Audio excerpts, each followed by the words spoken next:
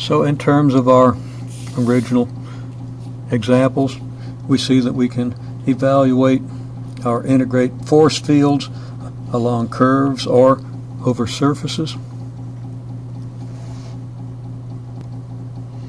We can have situations where a field appears to accumulate at a point. That is, if the field is representing a flow, that whatever material is flowing or whatever abstract quantity is flowing is going to accumulate at a point or diverge from a point. Okay, we could have an outflow where these arrows are reversed. Another type of field, and I'm not going to demonstrate a physical model of this sort of field, but another thing that a field can do is circulate about a point. And that's not too difficult to understand with fluid analogy. For example, we could have a small rotor here that causes fluid to circulate about this point, so that the vector field representing fluid flows, fluid velocities, might look like this. Now, there might be other rotors out here that maybe move things around in the opposite direction, maybe even a little faster, so that at points in between here and here, it becomes a little bit ambiguous about what's happening. This thing's trying to rotate it this way, this thing's trying to rotate it this way. Well, we might maintain some sort of flow like so. Out here, well, let's not try to speculate. We could have other sources of rotation, and we could have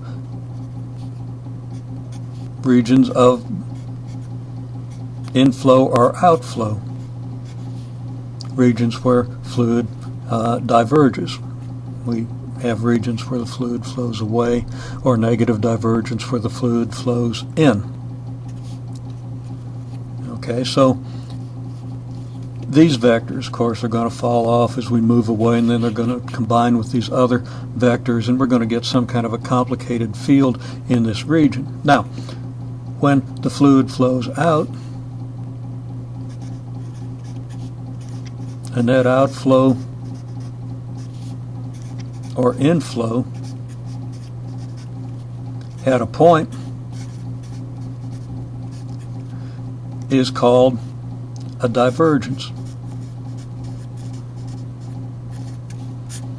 And there's a very simple mathematical operation that allows us to calculate a divergence if we've got the formula for a field. A net circulation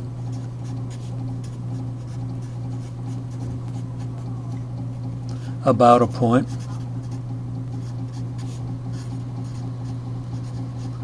is called what we call curl. The field tends to curl around the point. Again, not a particularly difficult idea to conceptualize, and also turns out for fields that have reasonable functional representation, quite easy to calculate.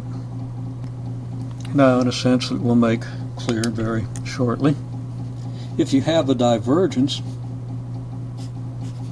and this could be an inflow or an outflow. Our first example kind of had an inflow of magnetic field. This would correspond to an outflow. If we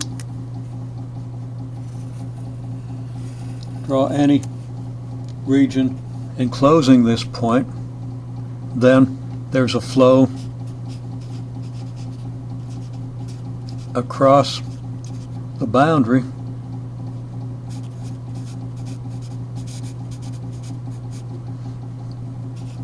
of the region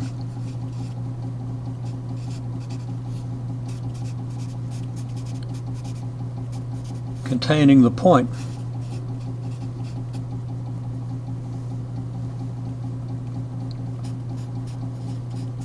And that would be a net non-zero flow.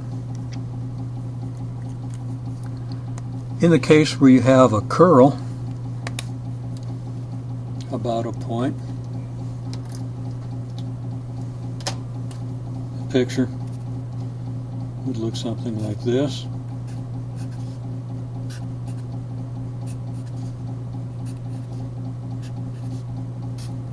And if we have a region enclosing the point, or a curve enclosing the point, then the net flow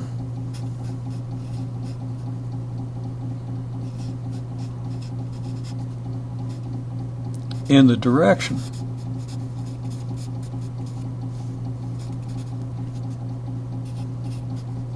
of the enclosing path would be non-zero. Now the opposite or the converse statements are not so. In this case, the flow is always perpendicular to the path, so as you move around the path, there's no flow in your direction. In this case, the flow is always parallel to the path, so there's no flow across the path. And we'll say that this is a situation of a non-zero divergence, and this of a non-zero curl.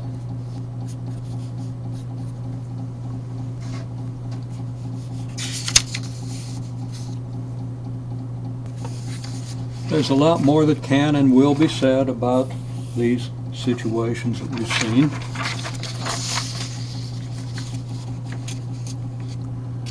But if you understand these basic ideas, and also the fact that this situation would be related to an integral perpendicular to a curve or surface, this to an integral parallel to the curve or surface, then you have some idea of what we're looking at and where we're headed.